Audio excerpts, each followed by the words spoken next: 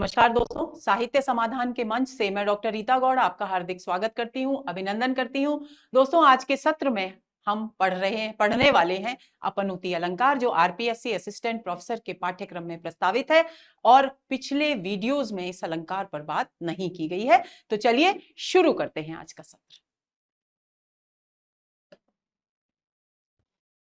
अपनुति शब्द का जो सामान्य अर्थ होता है दोस्तों, वो होता है छिपाना या निषेध करना या निवारण करना, यानी किसी बात को या तो छिपाना या उसे अलग हटा देना। ये अपनुति शब्द का अर्थ है। तो अगर इस शब्द के अर्थ के आधार पर बात करें तो अपनुति अलंकार की परिभाषा क्या होगी? अलंकार की परिभाषा होगी काव्य में जहां उपमेय का निषेध हो। उपमेय और उपमान के अंतर आपको संभवतः याद होंगे। उपमेय जो हमारे सामने है, उपमान जो अप्रस्तुत है, जिससे हम तुलना कर रहे हैं, और जिसकी तुलना कर रहे हैं वो उपमेय है। यानी मुख चंद्रमा के समान सुंदर है, तो मुख तो हो गया उपमेय और चंद्रमा हो गया उपमान, क्योंकि वो हमारे सामने नहीं है, दूर है। तो जो सामने है, प्रस्तुत है, वो उपमेय है। ये प्रस्तुत, आज आधुनिक काव्य में इसे प्रस्तुत और इसे अप्रस्तुत कहा जाता है। तो उपमेय का यानी जो सामने है, प्रस्तुत है, उसका निषेध किया जाए और उपमान की स्थापना की जाए, वहां अपनुति अलंकार होता है।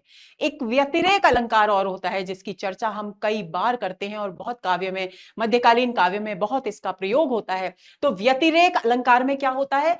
उपमेय को उपमान से श्रेष्ठ बताया जाता है, यानी उपमान की श्रेष्ठता का वहां निषेध होता है, हीनता बताई जाती है। तो आप कंफ्यूज ना हो, अपनुति में उपमेय का निषेध किया जा रहा है और उपमान की स्थापना की जा रही है। चलिए उदाहरण से समझते हैं। उदाहरण लेते हैं, रामचरितमानस की पंक्तियां हैं। मैं जो कहा रघुवीर कृपाला, बंद होए यह काला। अब देखिए, सुग्रीव और बाली दोनों के बीच युद्ध हो रहा है। तो बाली क्योंकि अधिक ताकतवर था, तो सुग्रीव पर वो भारी पड़ रहा है। दोनों यद्यपि भाई हैं, सुग्रीव को शरण प्राप्त है श्री राम की, आश्रय अवलंब प्राप्त है श्री राम का। तो जब वो बहुत तेज प्रहार करता है तो व्याकुल होकर सुग्रीव श्री राम के पास आते हैं और कहते हैं, मैं जो कहा रघुवीर कृपाला, कि हे कृपा के सागर श्री राम, मैं आपसे कहता था ना कि बंधु न होए, कि ये बाली मेरा भाई नहीं है, बल्कि मोर यह काला, बल्कि ये मेरी मृत्यु है, मेरा काल है। तो प्रस्तुत क्या है? प्रस्तुत है बंधु, क्योंकि वो सचमुच में क्या है? बाली सुग्रीव का भाई है, तो ये प्रस्तुत हो गया। लेकिन निषेध किया जा रहा है कि बंधु नहीं है, निषेध हो रहा है। तो क्या है ये? उपमान है, काला, काल के समान है, उसको बताया जा रहा है। लेकिन उपमान की स्थापना की जा रही है कि ये मेरा भाई नहीं है, बल्कि मेरा काल है, मेरी मृत्यु है। व्यंजित भाव क्या हुआ? व्यंजित भाव ये हुआ कि इसके हाथों मेरा वध निश्चित है। ये बात सुग्रीव श्री राम से कह रहे हैं। तो प्रस्तुत यानी उपमेय बंधु की का निषेध हो रहा है, काल जो उपमान है, अप्रस्तुत है, उसकी स्थापना हो रही है। तो अपनुति अलंकार हो गया।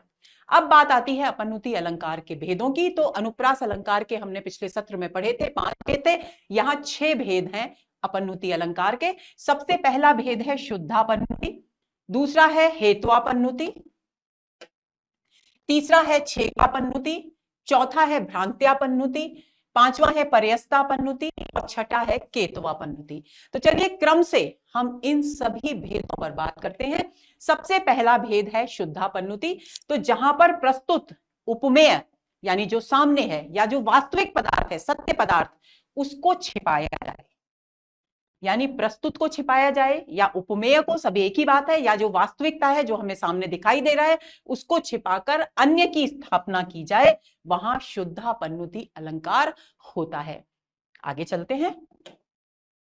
अब उदाहरण दीजिए। ऊधो यह सूधो सो संदेशो कही दीजो भलो, हरिसो हमारे यहाँ न फूले बन कुंज हैं, किंसुक गुलाब कचनार और अनारन की, डारन पे डोलत अंगारन के पुंज हैं। बहुत ही सुंदर पंक्तियां भ्रमर गीत की। गोपियां कह रही हैं कि हे उद्धव, ये सीधा सा हमारा संदेश दे देना कृष्ण को। क्या? हरिसो, हरि को हमारा संदेश देना, हमारे यहाँ न फूले बन कुंज है, हमारे यहाँ वन और कुंजों में फूल नहीं खिल रहे, जबकि फूल खिले हुए थे, लेकिन उनका निषेध किया जा रहा है। इसलिए अपनुति अलंकार है कि हमारे यहाँ फूल नहीं खिल रहे, न वृक्षों पर फूल है, न कुंजों में फूल हैं। किंसुक ये सब फूलों के नाम है। किंशुक भी फूल होता है, गुलाब भी और कचनार भी, और अनार पर भी फूल आते हैं। कोई भी फल उत्पन्न होता है उससे पहले फूल होता है। तो ये सब, और इन सब फूलों की खास बात क्या है, ये सब लाल रंग के हैं। किंशुक भी लाल है, गुलाब भी लाल है, कचनार भी लाल है और अनार भी लाल है। तो वो कहती है कि यहाँ किंशुक, गुलाब, कचनार और अनार की डारन पे डोलत अंगारन के पुंज हैं, कि यद्यपि इन सब कुंजों पर, वृक्षों पर ये फूल खिले हुए हैं, लेकिन गोपियां क्योंकि श्री कृष्ण की विरह वेदना में पीड़ित हैं और उनको ये फूल उनकी वियोग की दशा को और अधिक बढ़ाते हैं, पीड़ा को बढ़ाते हैं, इसलिए वो कहती हैं उद्धव उनसे कह देना कि अब पहले तो यहाँ किंशुक, गुलाब, कचनार और अनार के बहुत सारे फूल खिला करते थे वृक्षों पर, कुंजों में, लेकिन अब यहाँ जब से वो गए हैं मथुरा, तब से ये फूल नहीं खिलते, बल्कि इन वृक्षों पर, डारन पे, इन वृक्षों की शाखाओं पर अंगारों के पुंज घूमते हैं। अंगारों के पुंज यानी प्रस्तुत क्या हुआ, ये पुष्प सारे प्रस्तुत हैं और उनका निषेध हो गया। डारन पे डोलत अंगारन के पुंज हैं, और डालन पे डोरत अंगारन के पुंज हैं, यानी उनकी जगह अप्रस्तुत है अंगारों का समूह। तो अंगारों का समूह लेकर के क्या हो गया, अप्रस्तुत।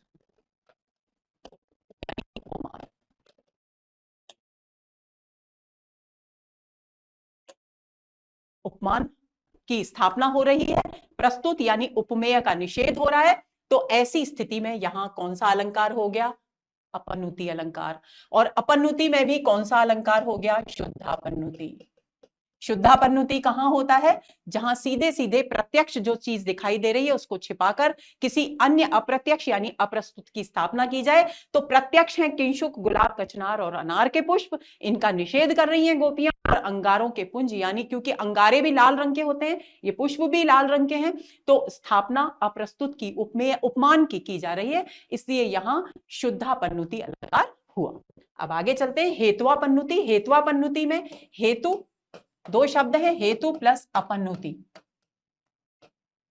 तो यहां अपनुति तो सेम है, पहले जैसी ही बात है, क्या कि छिपाने की बात है, लेकिन छिपाया क्यों जा रहा है, जब उसका कारण भी कवि साथ में देता है, हेतु यानी कारण, तो हेत्वापनुति अलंकार होता है। जहां पर प्रस्तुत का निषेध और अप्रस्तुत का आरोप हेतु देते हुए यानी कारण बताते हुए, कारण बताकर जब प्रस्तुत का निषेध किया जाए तो हेत्वापनुति अलंकार होगा। आइए उदाहरण देखते हैं।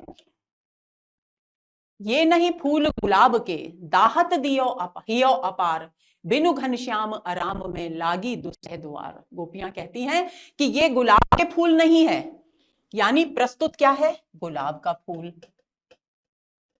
ठीक है, तो गुलाब के फूल को छिपाया जा रहा है, प्रस्तुत को छिपाया जा रहा है, उसका निषेध किया जा रहा है।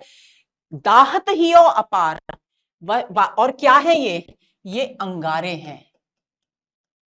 अब क्यों अंगारे हैं, उसका कारण बताया जा रहा है, ये हेतु, क्योंकि ये हृदय को, हियो हृदय को, दाहत यानी जलाते हैं, अपार यानी असीमित जलन देते हैं, हृदय को जलाते हैं, इसलिए। और गुलाब के फूल तो जलाते नहीं है, तो लेकिन ये गुलाब के फूल हमें जला रहे हैं, हमारे हृदय को जला रहे हैं, तो इसका मतलब है कि ये गुलाब के फूल नहीं है बल्कि अंगारे हैं, क्योंकि ये हमारे हृदय को जला रहे हैं।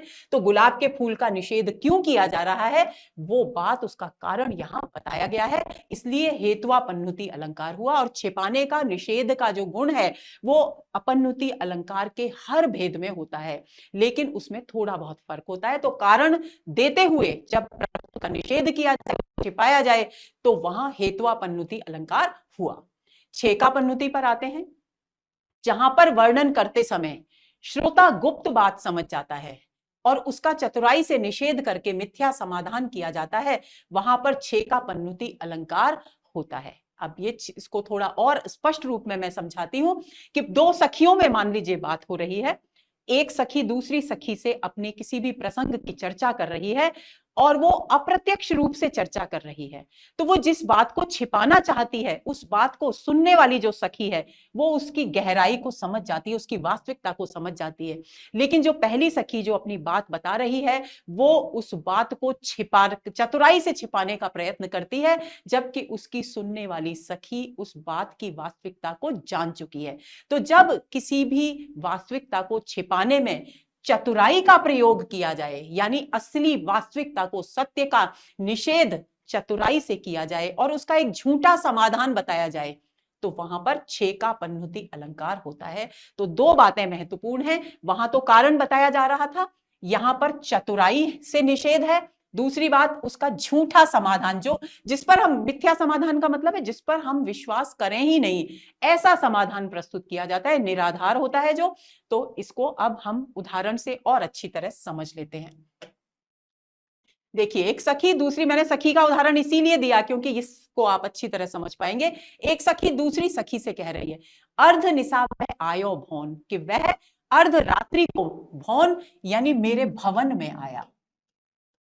सुंदरता बरने कही कौन, अब बता, वो इतना सुंदर था कि उसकी सुंदरता भला कौन शब्दों में वर्णित कर सकता है, अर्थात कोई नहीं कर सकता।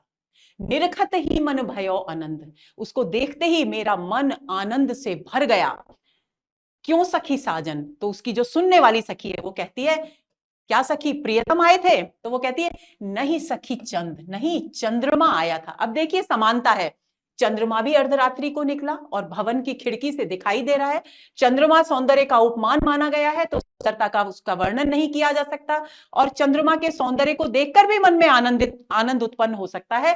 लेकिन जिस भाव से ये बात कही जा रही है, उस भाव में स्पष्ट है कि जो सखी है, असली बात सखी समझ चुकी है। यहां श्रोता सखी,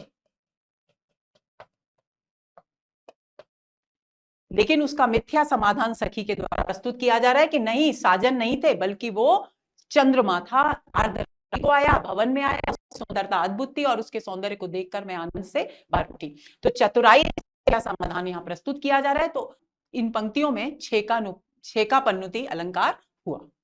आगे चलते हैं। अब आता है भ्रांत्या पन्नुति। तो देखिए, इसमें भी दो शब्द हैं, भ्रांति और अपन्नुति। किसी कारणवश भ्रम हो जाए देखने वाले को, और वो पर जब सत्य बात कहकर भ्रम का निवारण किया जाए, तब भ्रांत्या पन्नुति अलंकार होता है। देखिए, एक तो भ्रांतिमान अलंकार होता है। भ्रांतिमान और भ्रांत्या पन्नुति में क्या फर्क है?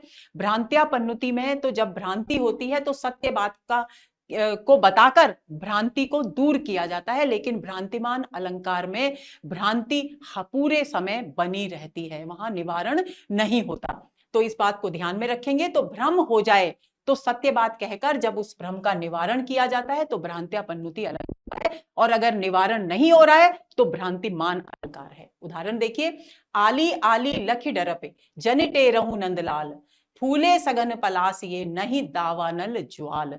अब देखिए, आली सखी, और एक आली का अर्थ है फूलों की क्यारी। फूलों की क्यारी है, लाल रंग के फूल खिले हुए हैं। तो सखी उन फूलों की क्यारी के समूह को देखकर, पूरी लाल रंग से भरी हुई है, उसको देखकर डर गई। लखे देखकर डरप डर गई, और वो टेरहू नंदलाल, टेरहू बुलाने लगी, नंदलाल को बुलाने लगी। नंदलाल ने आके, क्योंकि भ्रम हो गया उसको कि ये वास्तव में फूलों की क्यारी नहीं बल्कि अंगारे हैं, ज्वाला है, अग्नि है, जो वृक्षों में लगने वाली अग्नि होती है, दावाग्नि, वो ये है। ऐसा भ्रम हो गया, लेकिन नंदलाल ने आकर भ्रम का निवारण किया कि हे सखी, ये दावानल नहीं है, नहीं दावानल ज्वाल, तो भ्रम का निवारण। फूले सघन पलाश, ये सघन घने पलाश के पुष्प खिले हुए हैं, ये दावाग्नि नहीं है, क्योंकि पलाश के पुष्प भी जब पूरा वृक्ष जद जाता है तो वो जो वृक्ष है उस पर ऐसा लगता है मानो अंगारे दहक रहे हों लाल रंग के। तो इसलिए जो फूलों के सघन पलाश को देखकर सखी के मन में दावानल ज्वाल होने का भ्रम पैदा हुआ, भ्रांति पैदा हुई, और जब नंदलाल को उसने बुलाया तो उन्होंने निवारण किया कि ये दावानल की ज्वाला नहीं है बल्कि पलाश के घने फूल खिले हुए हैं वृक्ष पर। तो यहां पर भ्रांति हो रही है और भ्रांति का क्या कर किया जा रहा है, निवारण किया जा रहा है। तो यहां भ्रांत्यापन्नुति अलंकार हो गया। अगला है पर्यस्तपन्नुति, जहां पर उपमेय या वास्तविक धर्मी में धर्म गुण का प्रतिषेध करके अन्य में यानी उपमान में उन गुणों का आरोप किया जाता है, वहां पर पर्यस्तापन्नुति अलंकार होता है। अब ये तो परिभाषा तो थोड़ी आपको कठिन लग रही होगी दोस्तों, आपको इस तरीके से देखिए, पर्यस्त प्लस अपन्नुति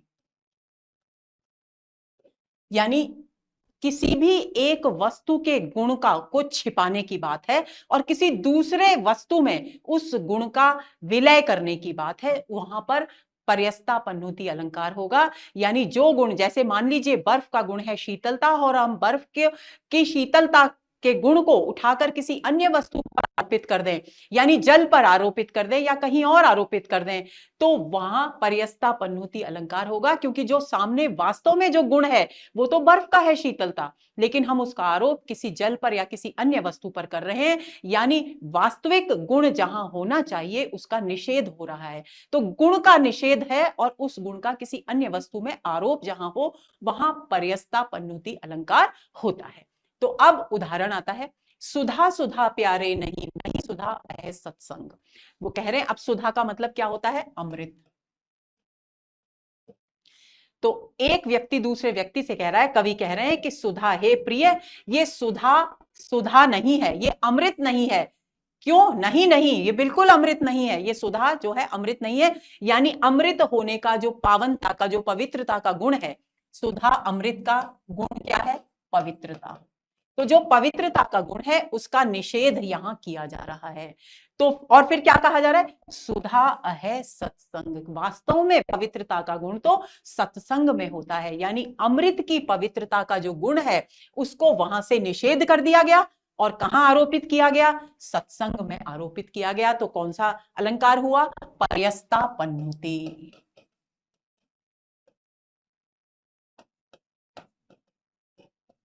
इस बात को आप ध्यान रखेंगे, जब किसी एक वस्तु का गुण किसी दूसरी वस्तु में आरोपित किया जाए और जिस वस्तु का वो मूल गुण है वहां निषेध किया जाए, विरोध किया जाए, उसको इनकार किया जाए, वहां पर्यस्तापन्नुति अलंकार होता है।